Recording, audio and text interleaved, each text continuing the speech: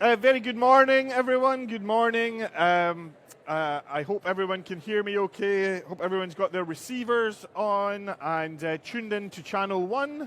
If you do, you should be able to hear my delightful Scottish brogue right now. My name is Gordon Morrison.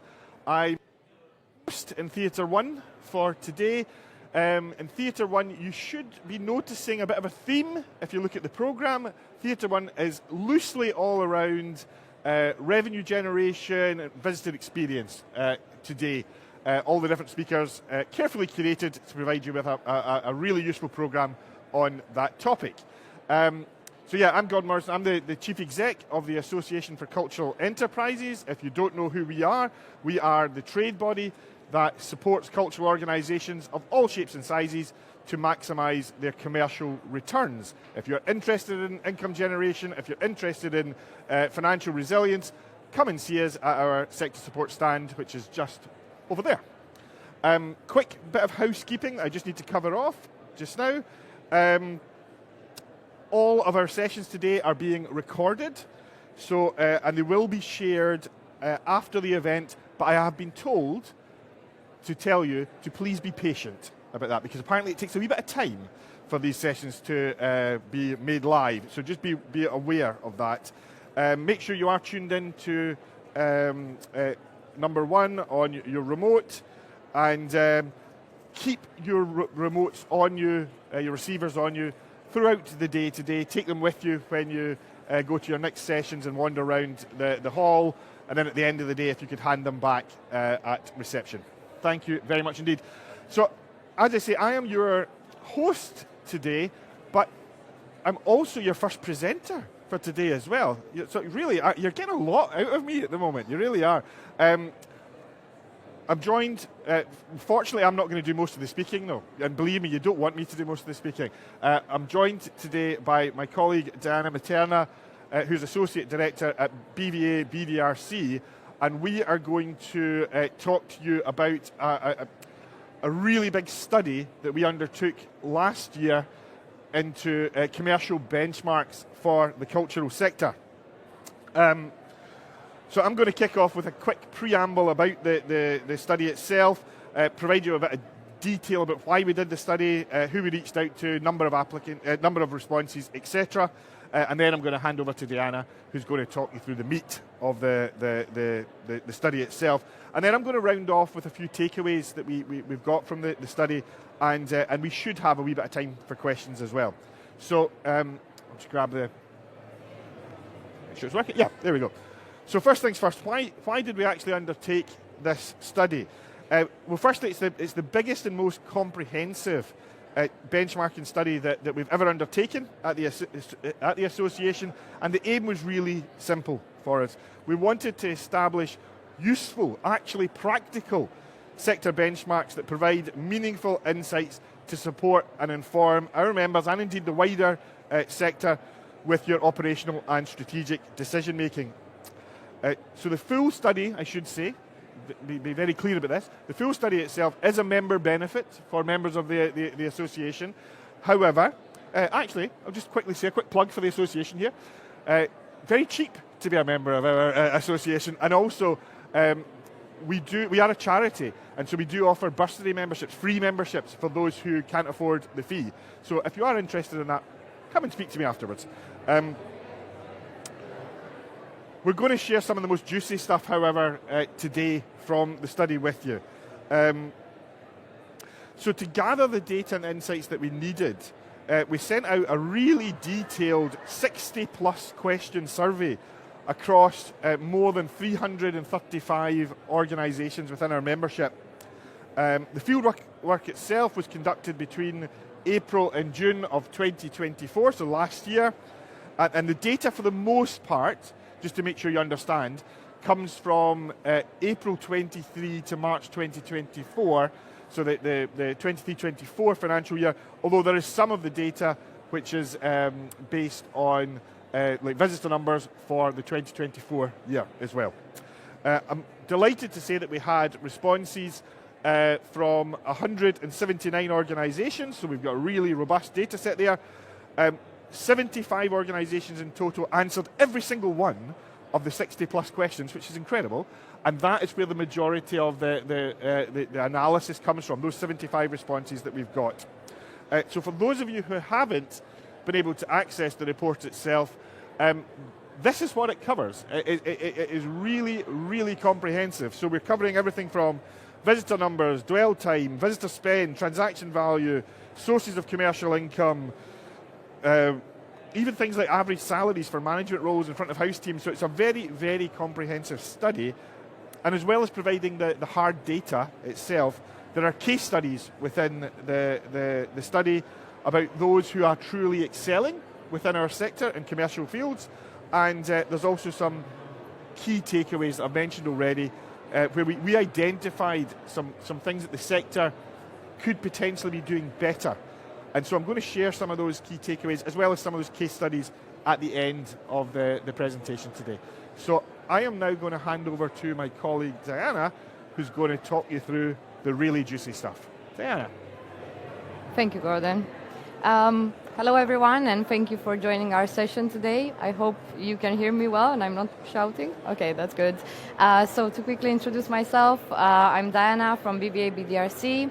Some of you might know me from the Mystery Visitor program, but I mainly specialize in hospitality and tourism research at my company.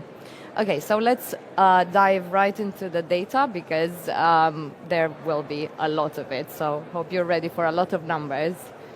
So looking at the profile of the organizations that took part in this survey, we can see that museums were predominant at 36%, and when we combine this with the art galleries, which was second, this made up around half of overall respondents. And the rest is made up of a range of different organizations.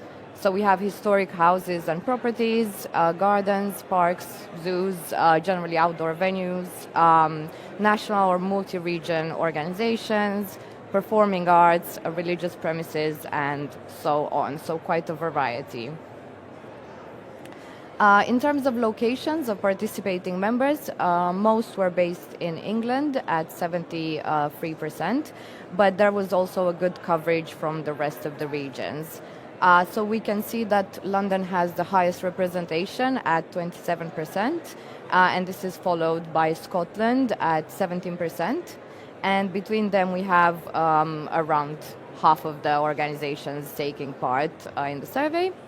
And then following this, the South regions made up a further quarter of respondents, and the rest were generally spread all across the UK.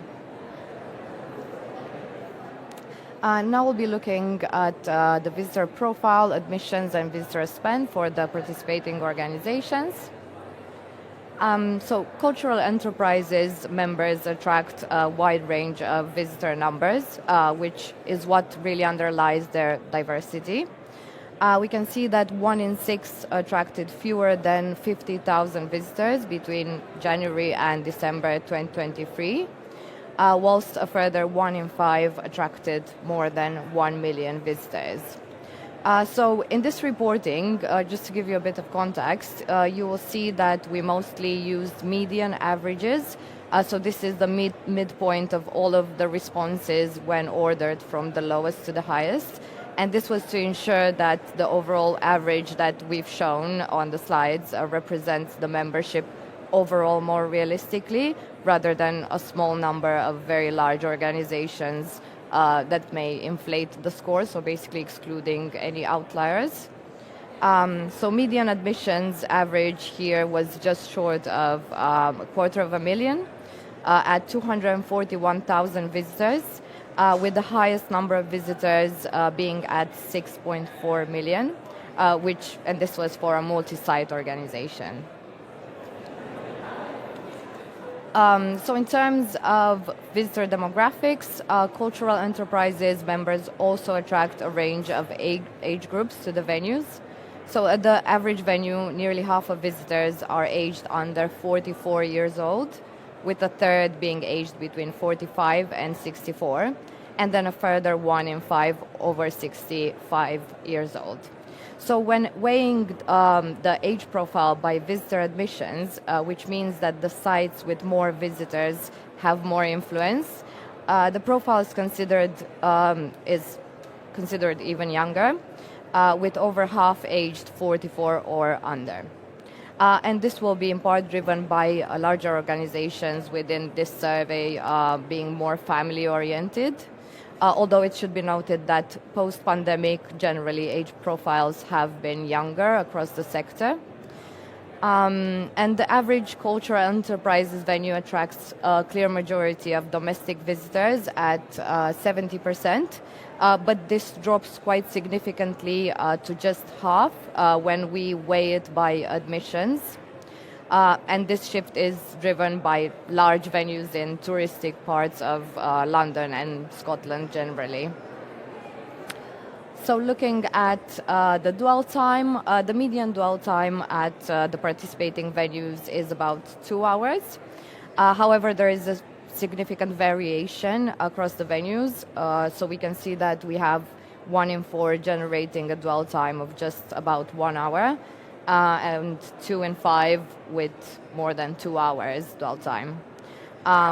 It's not completely surprising that gardens, parks, and zoos tend to generate the longest dwell times at around 3 hours and 10 minutes, considering how much there is to see and do at these attractions.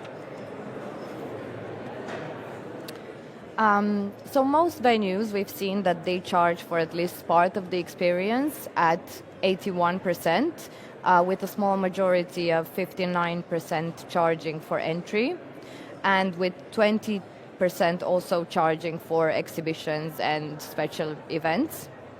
And of those that charge, it's really telling that fixed pricing is by far the most common at 80%, despite there being other pricing strategies available out there. So this is followed by variable pricing, which is some distance behind at 21%, and only 8% currently apply dynamic pricing. Most visits tend to be walk-ups, with around 2 in 5 tending to also book the visit in advance. So of those that charge, the average adult ticket price is £13.37, but this ranges from as low as £3.5 to as high as £33 for entry. And on the right side of the slide, we can see the charges for children. So the average ticket price is around £6, although 1 in 5 also admit children for free. 41% of visitors made any type of purchase on site, with the average spend per visitor being around £5 and the average transaction value at around £13. There is, however, a wide range of spending on either side of these averages. So for nearly half, spend is less than £5, but for around 13%, this can go over £20. And then looking at donations, almost all sites participating accept donations, with an average suggested amount of £4.74, although 2 in 5 suggest less than that. And it's worth pointing out that the median average donation is a lot less than suggested at £1.4. This can rise to £5 and over, but only for a small minority of sites.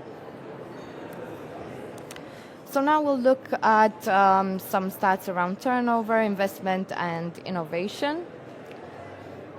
95% generate turnover from commercial activity, which makes up almost 40% of their annual income, so this is almost half. And this is very telling of how important it is for the sector, and considering the funding challenges in the sector as well, it's safe to say that this is going to become even more important going forward. So we can see that fundraising, grants, permanent ticketing, and membership are also sources for many organizations, with permanent ticketing being the largest source beyond commercial activity. Grants are also a strong source of turnover, and particularly amongst the smaller organizations. And in terms of membership, although this is offered by the majority of participating sites, it provides quite a small proportion of the income. The median annual turnover from commercial activities in 2023-2024 was just short of 1 million at £936,000. However, there is a wide range across organizations taking part, from 30% of turnover being under £250,000 to 34% at £2.5 million and more. And the most common area of turnover was retail at 46%, and this was followed by venue hire and then catering. Okay, so perhaps unsurprisingly, maintenance was the most common area of capital investment, accounting for around a third of investment overall. 66% indicated they invested in commercial, comprising of an average of 15% of all capital investment. So of those that invested in commercial, the majority invested less than £100,000, with 28% investing between £100,000 and £500,000. A range of new innovations were also introduced by participating members. To provide some context, we asked this question in the survey to provide some inspiration for the sector rather than just data. So just to show what organizations are doing to generate new revenue, and also to show that the sector is not standing still but is constantly doing things to innovate. And we're sure that there's even more that will be done in the future. So new products and new revenue streams were the most common commercial innovations. And in terms of new types of products, we can see new retail items and ranges. We can see new exhibition and food ranges, guided tours or shows, and so on. And it's interesting that we are starting to see the sector beginning to introduce more premium products as well, such as limited edition collections, artworks, after-hours tours, and flexi tickets, to name a few examples. And we can also see new ticketing systems as well.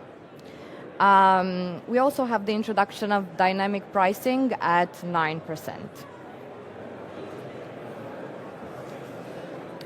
Okay, so now we're gonna dive into commercial income generation. So nearly everyone undertakes commercial activity around retail and e-commerce, with a good level of profit at around 50% and above. So the conversion rate was higher for retail at 17% compared to 1% for e-commerce, which is not surprising considering that it is more difficult to achieve for e-commerce generally. But on a positive note, the average order value is higher for e-commerce at £20. And then on the right side of this slide, we can see the catering offer is lower, with around 3/4 of sites engaging in catering activity. And gross profit here is looking high at 71%, so perhaps something worth considering adding for anyone who doesn't already. So most venues also engage in activities around venue hire and events at 89%, with a high average gross profit of 85%. And it's also interesting to see that the higher proportion of events tends to be private, so weddings, celebrations, corporate events, and so on. And this shows that there are probably more opportunities out there to explore. So just to give an example from some personal experience I've had in my research. So we've recently done a large international study for a hotel chain with event planners and bookers around their meetings and events offer. And one of the key findings from that study was that there was growing popularity and demand for using more non-traditional event spaces. So not only using the generic hotel meeting room for corporate meetings, but more using something more unique like a museum, whether this is for the event itself or more social moments during breaks. So that was quite interesting to see that customers for events are increasingly looking for museums, outdoor spaces, and so on for this purpose. So this is something that emerged more post-pandemic as well. So it can be a really good opportunity for attractions. Now we'll look at expenditure and employees. So given this is a people's industry, it won't come as a surprise that most expenditure is on staff and payroll. And this is followed by repairs and maintenance, some way behind at 12%, and a range of other areas. But it's worth pointing out that there is no clear difference by organization size or type. So the number of employees and volunteers differ considerably by organization.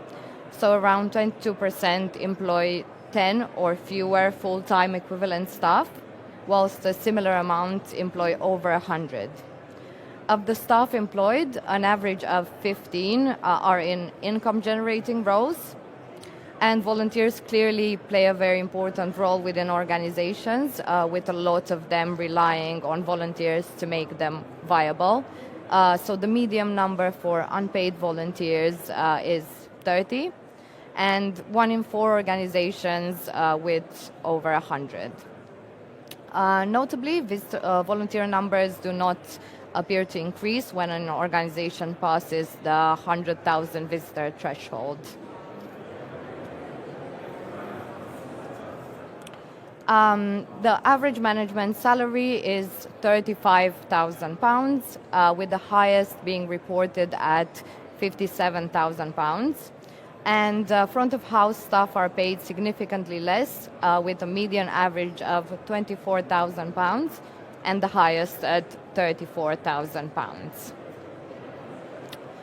And finally, organizations provide a range of employee benefits, with the most common being flexible hours at 81%, and this is followed by discounted meals, drinks, free or discounted access to attractions, and also enhanced pensions.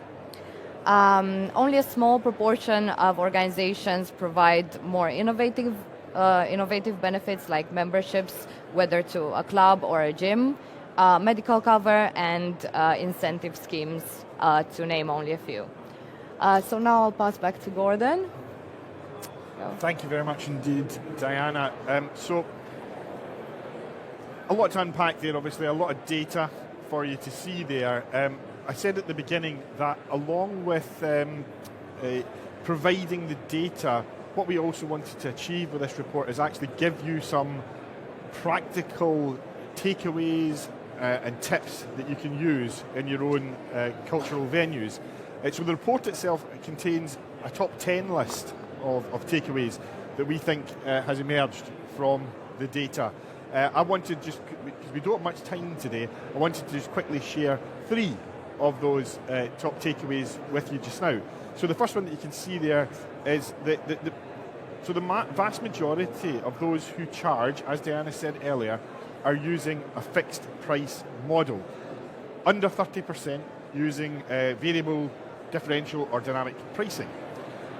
Now, I can absolutely understand, given the relatively recent hoo-ha about Oasis tickets, particularly coming from white middle-aged men like me, saying, "Oh, I can't believe the price that you're charging for these tickets."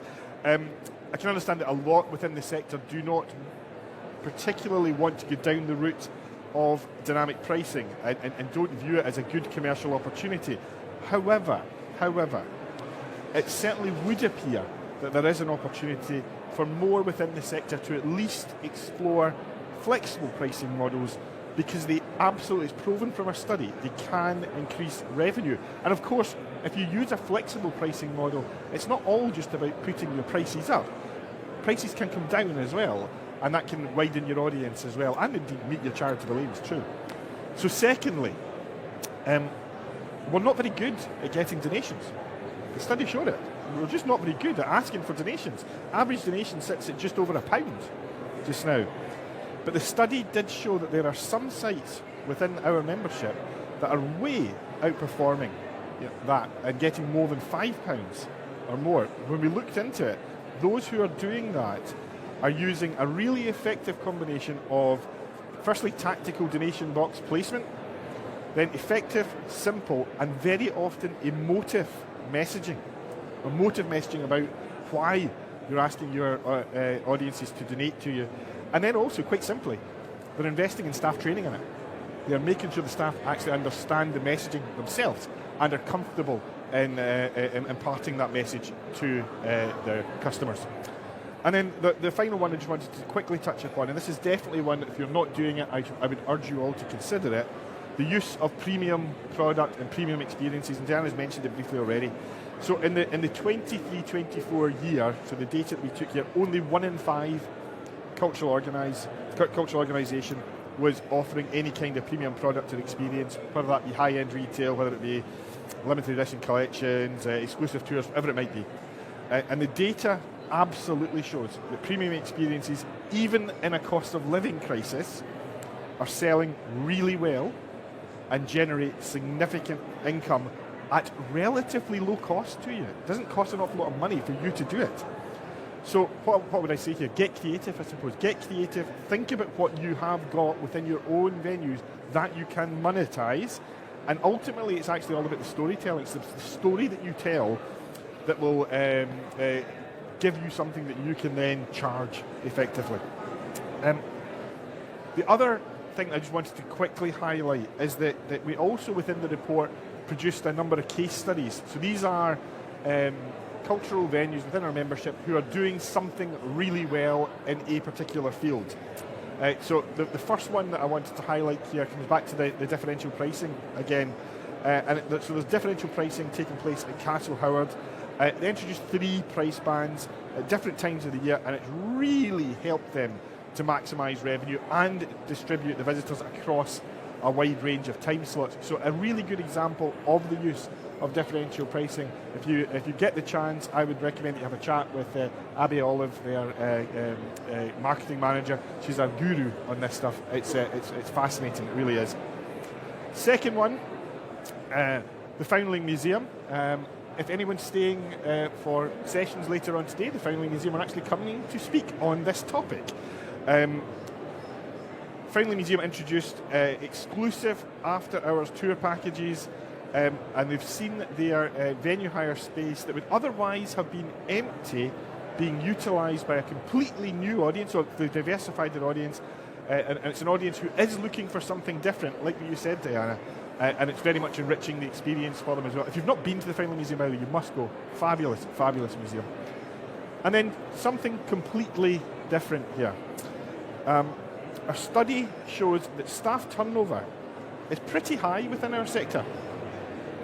But we do have a case study from the utterly brilliant Titanic Belfast that explains how they introduced a really comprehensive benefits package for their staff, put an awful lot of effort into staff well-being, staff happiness, and they now have a staff retention rate of 98%, which is pretty staggering, I think we'd all agree. So I think that's another really good example, another really good case study. The report is packed full of more case studies, I should say, so if you get the chance to have a look at it, I think there's real value in analysing those case studies and then reaching out to those who are performing well and getting advice from them. So just to quickly wrap up, because I'm conscious that we want to give some time for questions. Yep.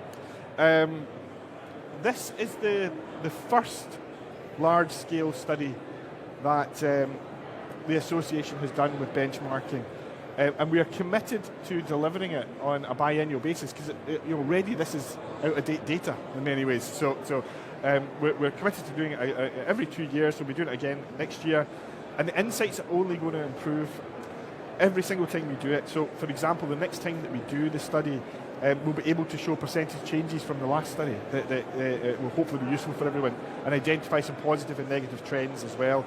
So anyone at all who is a member of the association can take part in the study. It is completely free for you to do, and the aim for us is ultimately this is going to be the most comprehensive and well-utilised benchmarking report in the cultural sector. Please get involved. That would be my call to action to any of you here who operate a cultural venue. If you're not a member and you're interested in becoming a member, reach out to us, info@cultureenterprises.co.uk. A big thank you to Diana for doing the heavy lifting there with the majority of the presentation. We have about 5 minutes or so for questions. Does anyone have any questions at all?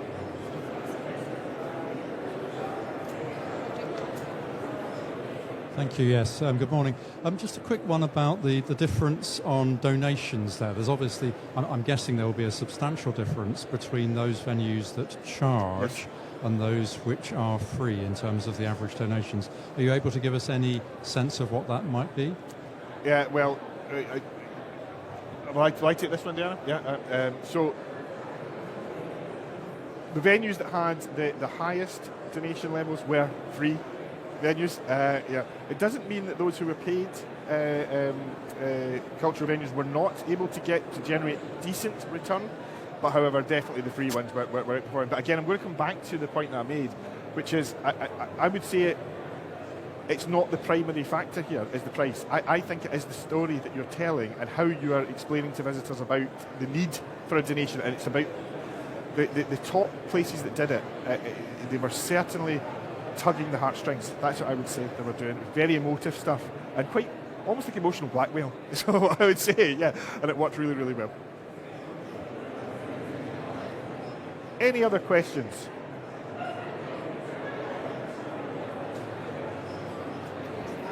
Hi. There was a list of things that people were doing to innovate, and there were some ideas about new products, and then it said, really tantalizingly, new revenue streams, but there were no clues.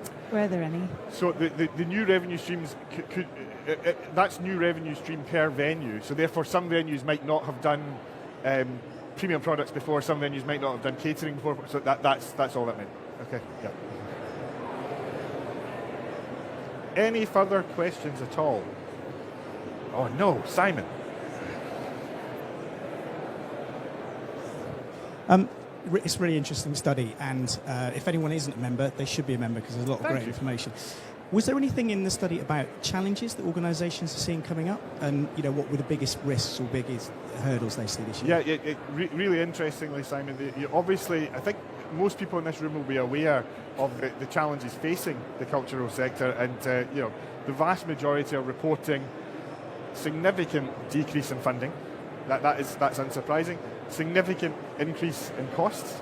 Again, unsurprising. Where the opportunity undoubtedly comes is in that commercial income generation. And interestingly enough, one of the other examples that we give as a top takeaway is that relatively few sites are investing substantially in marketing their commercial activity. So we are saying, right, those who did market, not just their exhibitions, actually market your shops, market your cafes, are seeing really good return on investment for that. So that is one of the big opportunities that's being missed just now. Sorry, Dan, I've been answering all the questions. Sorry. No other questions? Great stuff. Can I just say thank you very much indeed for joining us today. I hope you found it useful. We are both going to stay here for a few minutes. If you want to come and talk to us individually, you are more than welcome to. Thank you all very much indeed.